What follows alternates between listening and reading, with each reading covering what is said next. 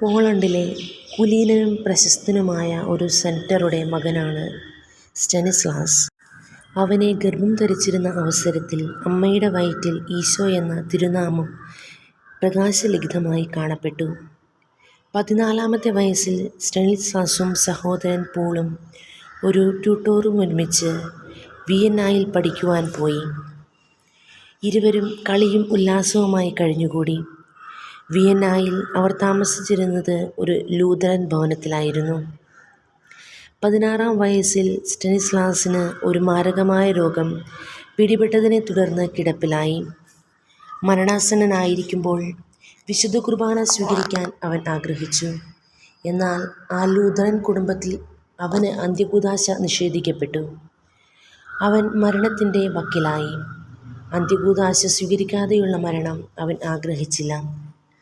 അവൻ തൻ്റെ സ്വർഗീയ മധ്യസ്ഥനായ വിശുദ്ധ ബാർബറയെ വിളിച്ച് പ്രാർത്ഥിച്ചു.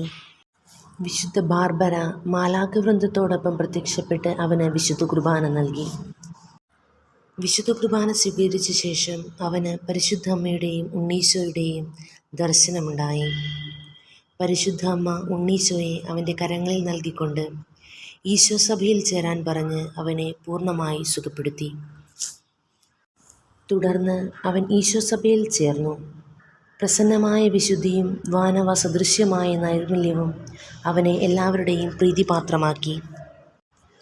വിശുദ്ധ ജെൽത്രൂദിനോട് ഈശോ പറഞ്ഞതിങ്ങനെയാണ്: ഒരാൾ തൻ്റെ ജീവിതകാലത്ത് എത്ര വിശുദ്ധ കുർബാനകളിൽ ശരിയായി സംബന്ധിച്ചിട്ടുണ്ടോ അത്രയും വിശുദ്ധരെ അയാളുടെ മരണസമയത്ത് അയാളെ ആശ്വസിപ്പിക്കാനും അന്ത്യനിമിഷത്തിൽ അയാളെ സഹായിക്കാനും ഞാൻ നിശ്ചയമായും അയക്കും.